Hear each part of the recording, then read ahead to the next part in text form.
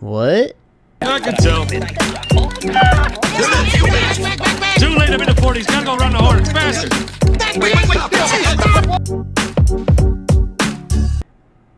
I had my Minions movie experience interrupted by the most baffling trade I've seen since February 2nd, 2025. It is not more baffling than that trade. But I looked down to check my phone because I wanted to check the time. I was watching the Minions movie and I wanted to see what time I thought I was going to get out. Don't worry, my phone was on silent and my brightness was very low. The Minions movie was also, it was great. The Minions are silly guys and they were looking for their big boss and they wanted to film a movie. Would recommend. The Minions are always great. I don't know what they would think of this trade. I think the Minions probably would work for the Boston Celtics if they were to work for any NBA team. That's a good question. What team, put in the comments, what team do you think the Minions would work for in the NBA? I think that's interesting. But Jaylen Brown got traded for, drum roll, Paul George and 2 first-round picks. Paul George is 36 years old. He's got 2 years left on his contract. So one of these picks is a 2028 swap that Boston gets the best of. And then the other pick is a 2031 unprotected, which could turn into something if Joel Embiid and Jaylen Brown are a little bit older and gone by then. Maybe that 2031 pick turns into something. Also, the draft lottery is different now, so who knows? I really got on here on this video, and I don't know what to say. I have more to explain. The Minions movie made more sense than what the Celtics just did. The Minions, they wanted to film a movie. They wanted to get big monsters, big scary monsters for their movie, and they wanted to win an Oscar. And they were successful. Boston wanted to get their own big scary monster. I don't know if Paul George is a big scary monster right now. He's 36 years old. He is good. He still played very well for the Sixers. He's making similar amounts of money. His contract expires in 2 years. Jaylen Brown has 4 or 5 more years on his contract. So Boston is making a play for 2028 free agency here. Also, I was looking at Paul George's on-off because I just made a video about that.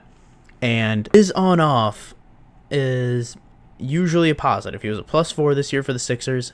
And the one thing that caught my eye right away is he was in the 98th percentile of turnover percentage on offense, where Jaylen Brown was below average. Now, his turnover percentage is a little bit more volatile, but it's usually on-off. It is usually above average. And his on-off has been a positive from the Sixers. I mean, that's really dependent on the team that you're on. I don't know if that's going to change when he gets to Boston, depending on how they utilize him. But analytically, Paul George does fit in and take away some of Jaylen Brown's deficiencies in the turnover department. It's just, he's 36.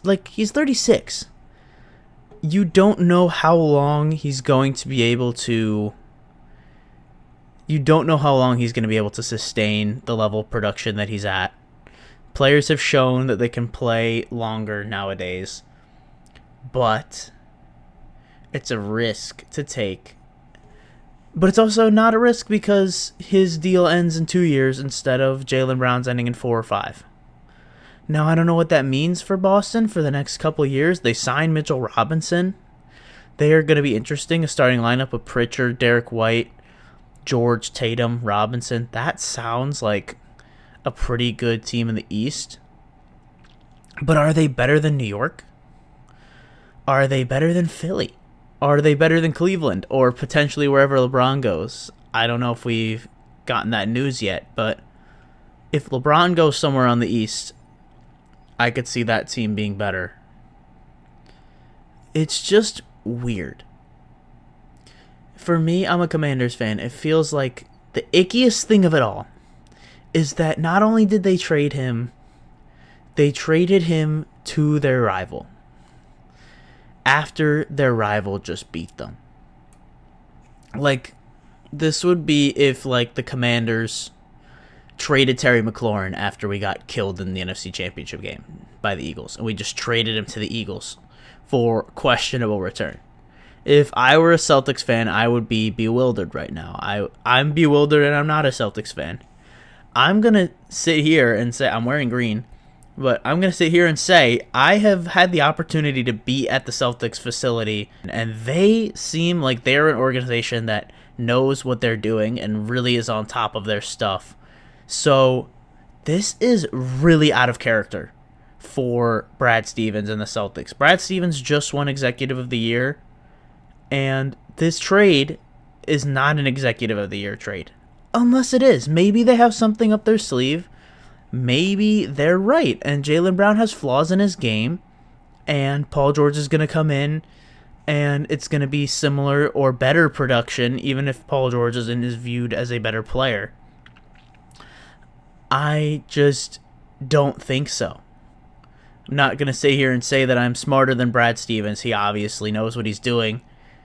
But this is really out of character. It goes from wanting to get Giannis and not wanting to trade Hugo Gonzalez and Baylor Shireman to trading Jaylen Brown for Paul George. There's Giannis, who is also older. Let's not get that twisted, but Giannis and Paul George are very different levels of players right now. And it just seems like Boston really fumbled this. Like, I know that it came out that Jaylen Brown's value was low, but it couldn't have been that low to where all they could get is Paul George and 2 first-round picks. Like, if I knew that was the value, throw Anthony Davis in at first right now. That could get you Luka on February 2nd, 2025. Could that get you Jaylen Brown on July 2nd, 2026? Who knows? Maybe it could. I mean, if that's what the value was, I don't understand why other teams were not quick to pounce on that.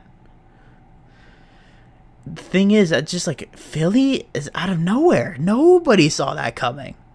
Nobody. I mean, you would have think Edgecombe would have had to be in the deal, or it would have been a boatload of picks. No. That's the craziest thing about it, is I look down at my phone, and I know that Shams is not hacked because I have an ESPN notification on my phone. I'm watching the Minions movie, and they're looking for their big scary monster. I look down on my phone to check the time,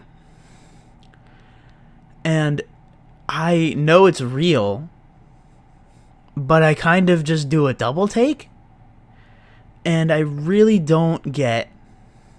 I just don't get it. The Minions movie made more sense than this. Now, maybe it'll make more sense when Boston does whatever move they have next. But for now, I'm just confused. There's been some other trades that I want to talk about. Ja Morant got traded to Portland, and now they have a lot of guards. Shaedon Sharpe, Drew Holiday, Ja Morant, and Scoot Henderson all on the same team. Has a lot of talented guards, but it is a little bit like, okay, how are we going to utilize all of them? I mean, you still have Donovan Clingan. You still have a good roster there that just made the playoffs. So it'll be interesting to see what Ja Morant brings to them. For Memphis to be able to get all that they've gotten for Ja, Jaren Jackson, and Desmond Bane, and now starting this rebuild with Cam Boozer, I'm excited to see what happens for them in the next couple of years. I don't think I'm missing anything else. But we're waiting on the LeBron news. I keep checking my phone right now. He's taking his time. It could be whenever. So I am going to keep dropping videos as trades happen. And hopefully when LeBron signs with the Wizards, we can make that video, or wherever LeBron signs, because I think that's going to be Very key to how next season plays out. If he goes to the Cavs, I could see them being the favorites to come out of the East. If he goes to the Wizards, we can win the East. I'm comfortable saying that. If he goes to Philly, same thing. If he goes to Golden State, that could be fun. I think everyone would call them Olden State because Steph is 39 and Draymond and Jimmy are 37 and LeBron would be 42. That would be fun, the Olden State Warriors. But we're just waiting on that. This is a really, really awesome offseason we've gotten so far. Giannis got traded. Jaylen Brown got traded. The Wizards got A.J. DeBonsa. Don't forget that. John Morant got traded. LeBron is going somewhere else. This is going to be a really awesome offseason. It's honestly one of my favorite times of the year because I love team building. I love giving up trade concepts. I love picturing how teams are going to be next year. There's no way to know until they actually get out on the court, but it's so much fun to look at, oh, what if he goes here? What if he goes there? It's almost like 2K. One of these days, I'm going to get an Elgato finally, and we'll do 2K rebuilds, because I love doing that. But for now, I hope you guys learned something. The only thing I learned was the Minions movie's awesome. And the Minions are cool. And comment which team you think the Minions would work for if they were in the NBA. If it was football, they would work for the Dallas Cowboys. And we all know that. That's pretty obvious. But what team in the NBA would the Minions work for? Or who? What specific person would the Minions work for? Who is their Gru? Who is their big boss? Comment that down below. But until then, until LeBron signs somewhere, I'll see you guys.